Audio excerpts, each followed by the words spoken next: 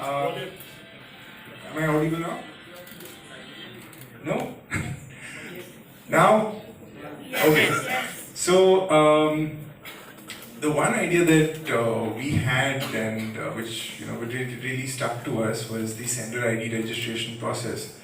So the thing is that it's something which is very tangible for our customers, and the sender ID may not always be perfect for most brands, but it's the one thing that most customers see as soon as they receive a message from one of our brands.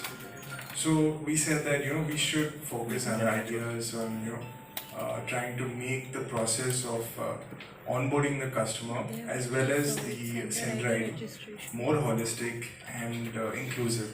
So that's what formed our vision, which is to make the onboarding process inclusive and holistic. So as we were going through the steps of the sender ID process, we kind of found that the entire process was very opaque, and as a result, it would take a lot of time for our customers to actually figure out what the process is. So that kind of gave us the mission statement, which is to make optimum utilization of resources for all of the stakeholders. So essentially, what used to happen is, or rather, what still happens is that various countries have various forms that need to be filled out in order to have the sender ID registration done. And what happens in that process is that the customer, business manager, as well as the key account manager, they've all tied into this entire process, and a lot of communication and to and fro happens. And as a result, a lot of the mind space of both the business manager as well as the customer gets tied up in this. So as a result, the entire focus is shifted away from communication with their users or customers, onto the entire process of onboarding as well as the sender ID registration. So I'll have Pallavi to explain the exact process that our BMs and customers have to follow, and she can also introduce the solution. Thank you, Ashwin, for the introduction. So, to start with, we found our product name as Root SIR, that's SIR, it defines sender ID registration. So, current process that we follow for the sender ID registration is the customer has to mail the business manager all the required KYC documents.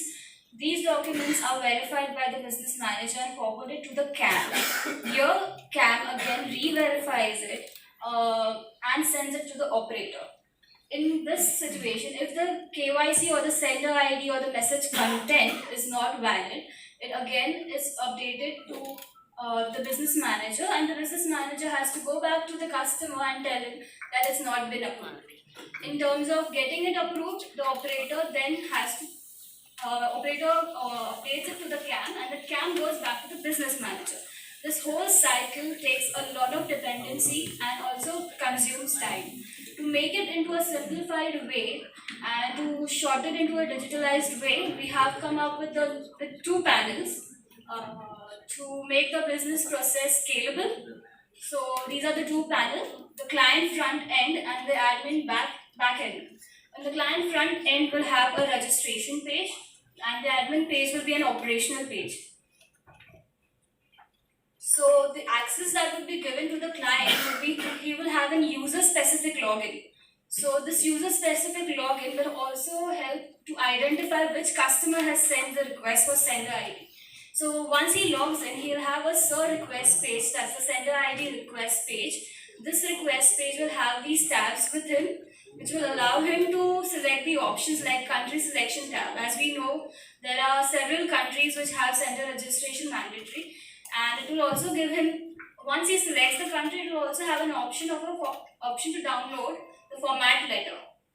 Once he downloads that, he can also upload his KYC that is requested as per the country selection.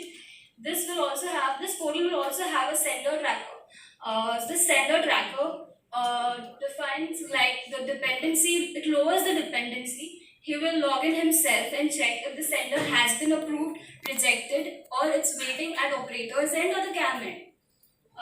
He will also have an access to the data maintenance and export access. He doesn't have to come to the VM.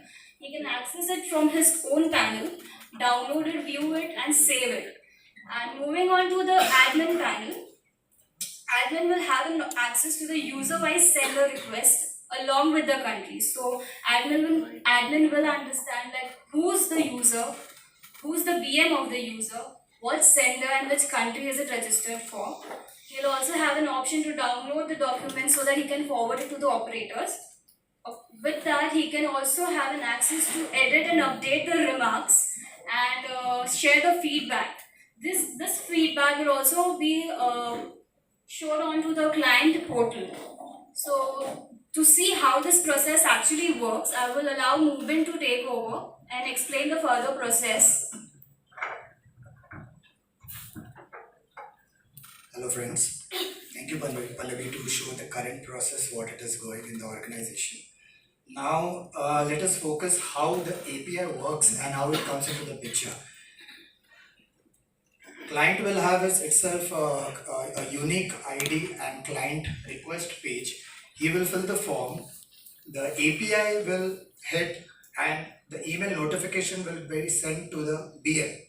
So the BM will check whether which client has sent this notification and from towards which country he needs this sender registration. After that, it will also come to the CAM. The email notification will come to the CAM. The CAM team or the routing team will verify it, and then it will get processed and it will go to the operator. Once the operator approves it, it is an automated system that if at the admin panel, I will show you that in the demo how it works. Once in the admin panel, once the routing team or the CAM team approves it, the automatic email notification, WhatsApp notification and voice notification will go to the registered email ID, mobile number of the client. Okay, so now the benefits of this, that we are saving the time. In this process, it takes a lot of time that the business manager wastes a lot of time. In this time, they can save the time and they can pitch to a new client. We can bring new business, we can bring new clients on board. Okay, the next benefit of this is database maintenance. Once the client is uploading the documents, it is in the our server is saving the documents. We don't have to, if for example business manager skips an email of client or a CAM skips an email of a client, then we don't have to wait. We can export it from the panel, admin panel, and we can straight away send it to the operator. So it will maintain the database also. Okay, and the main important thing, for example, we have several providers with us. In such case, if for example A provider increases the price and B provider as the price is low, so we we don't have to wait and we have to email the client that we want the documents again from your side. We can straight away go log in into the admin panel and we can download the documents and we can send it to the other provider, like a backup provider. So this will maintain the database. The third one is client transparency. Client will also be able to see what is the process going on, and he or she can himself check what he has uploaded and at what stage, which country, which sender is waiting and which is registered. Once it is registered, he doesn't have to come to us and ask whether this has been registered or not. After a few months, he can check and he can just test it by himself and just check that whether their sender is working or not. So that will be the client transparency. And the timely notification, timely notification means the notification which we are sending from the API, the email notification, WhatsApp notification, voice and message notification what we are sending. Now let us see the demo how it works.